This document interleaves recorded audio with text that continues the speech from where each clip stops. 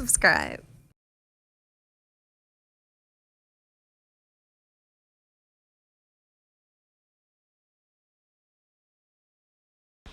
Hey guys, thank you so much for coming to my channel. Tonight I'm going to be making some lemon pepper baked wingdings with some homemade red skin mashed potatoes and asparagus. And to start off, I'm going to start off with some garlic seasoning, some cream cheese, lemon pepper by Lori's,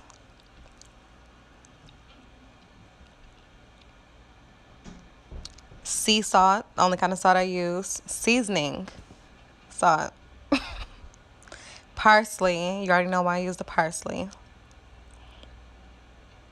and some freshly washed red skin potatoes, and then my asparagus.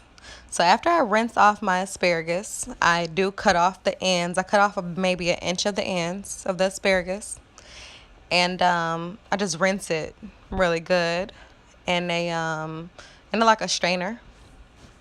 That's how I rinse it, cool water.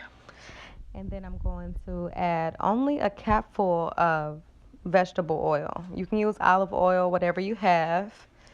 I actually don't know why I didn't use olive oil. I usually do use only olive oil when I'm making my vegetables. But this is cool. I guess I forgot.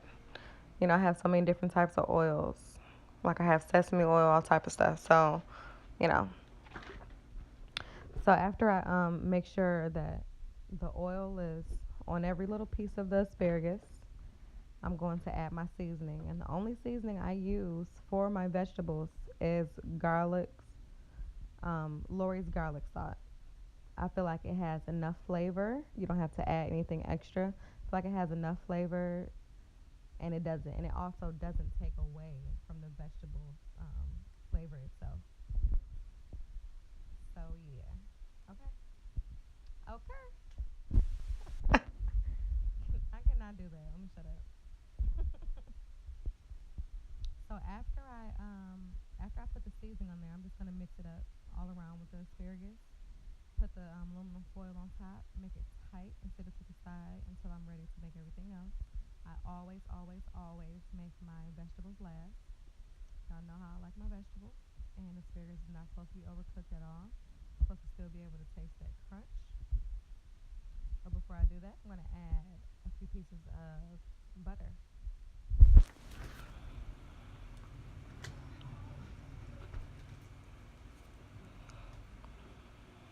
Make sure there's no air coming in when you put the aluminum foil on top as well. So after I've already cleaned my chicken, remind you, the way that I clean my chicken, after it's already unthawed, I put my chicken inside of some salt water for at least an hour. I use sea salt. I'm sure you can use any kind of salt that'll just get all that extra blood and everything out of the chicken. So that's how I clean my chicken. So after I've rinsed it off, put some oil in this, what is this bacon thing? Casserole dish, I'm sorry. I always like to use glass casserole dish when I make my meat because I feel like it cooks better. Oh, bless me. So after I put the oil in there, I'm going to just wrap the wing behind the chicken. You know how that is, how you're supposed to, I'm not really sure what it's called, but you bend it behind to cook it properly. After I do that, I'm going to put the aluminum foil on top. Remind you, I'm not adding the seasoning until the end. So after I make sure the oil is all over the chicken, I'm tighten this up with aluminum foil, no air accessing, and put it on 380 for 50 minutes. But while that is cooking, I'm going to start cutting up and getting ready for my mashed potatoes. I guess those can boil while the chicken is cooking. So I'm going to cut up the red skin potatoes, I'm sorry, into smaller pieces just to let it cook a little quicker. Also, if you guys didn't know, I only use red skin potatoes. For one, I feel like it tastes better, so much better, and for two, it cooks way faster than the regular potatoes. Like this only took about, I want to say 20 minutes to boil and cook thoroughly. Yeah, about 20 minutes. And this is, remind you, this is after I rinsed it off and everything and I'm boiling it. I always keep the skin on. The skin is very nutritious, so I always keep the skin on. After it's boiling, the way you'll know is if you stick your fork straight through and it isn't a problem with going straight through, then you know that your potatoes is done. If there's like a little tenderness, you know that your potatoes not done. You maybe need to keep it in there for a little longer. After I pour off the excess water that was in the boiling pot of potatoes, I'm going to add my butter.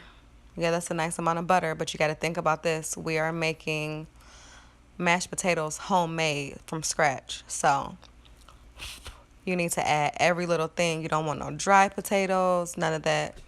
So you have to add everything possible to make them super creamy and good. And now I'm going to add in some milk. I believe this is 1/4 cup of milk. I'm not really sure. I bought these little cups.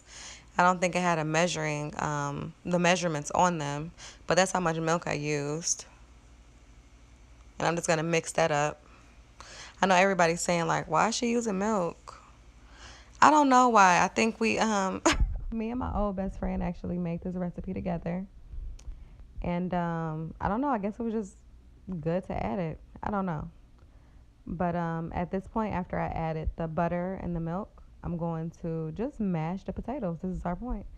This is the good part. We're going to mash the potatoes as much as possible. This is very important. You don't want to have like super big chunks.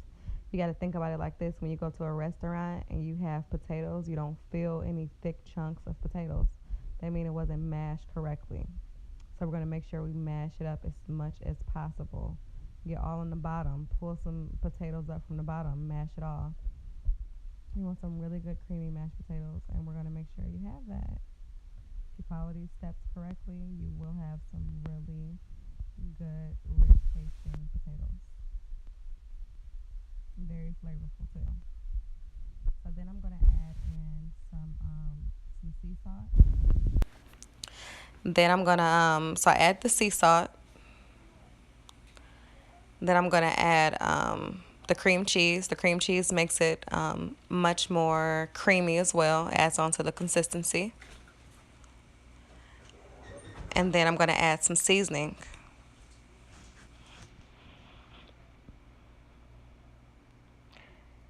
And some garlic seasoning. Lori's garlic. I definitely add that. Then I'm going to add some parsley. To me, parsley doesn't really have a taste, but I just add it because it makes it look super pretty. And I know whenever I go to a restaurant, I always see parsley on my mashed potatoes, so that's why I'm doing that. And then the best thing for last is going to be the sour cream. For those of you who do not like sour cream, I'm sorry, but this is the main ingredient to me. I feel like without the sour cream, there's no mashed potatoes. I really do feel that way. It makes it so creamy and good. Like I really wish you guys could taste this. It's so good.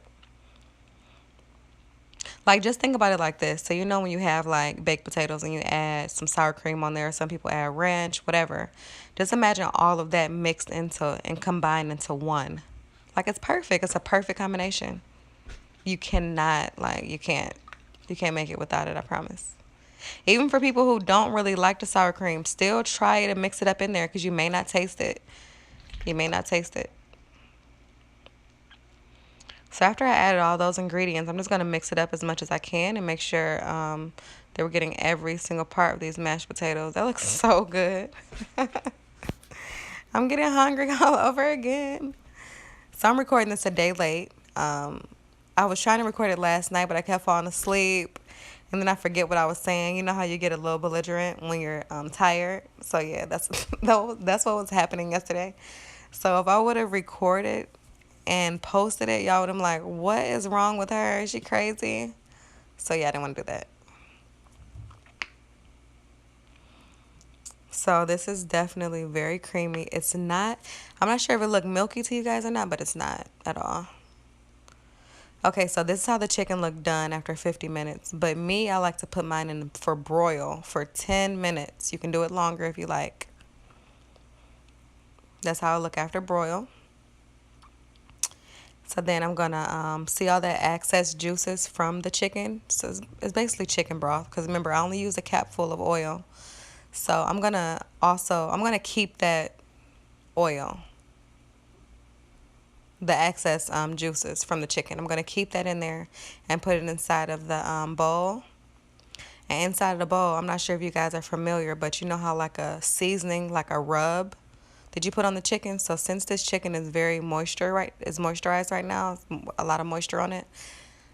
After I add the lemon pepper, it's gonna stick right to it, and it's gonna look so good, and it's gonna taste even better because it's gonna have that fresh lemon pepper seasoning taste, if you know what I'm saying. That's how they do it at the restaurants when you have fried hard but with no skin. I'm not sure if you guys ever done this before, but have you ever fried chicken without the flour and then you just dip it in? I could have did it like that too. I'm actually going to do a video on that, but you can do it like that too, and then afterwards you add the seasoning. Just use a little bit of oil, add the seasoning, and oh my god, it tastes so wonderful. One thing I did not do, that I'm sorry I didn't do, is I didn't turn the chicken over as I was broiling it. So one side does look undone, but it is done. Remember, I did leave it in there for 50 minutes, so it's definitely done. But for a better look, you can definitely turn the chicken over every 5 minutes while it's on broil for a total of 10 minutes. After I mix all of that seasoning up, that's basically it. That's basically it. Put as much seasoning as you like. And that's basically it. Place it on your plate and it should look like that. Thank you guys so much for watching. Comment, like, subscribe. I love you guys. Bye-bye.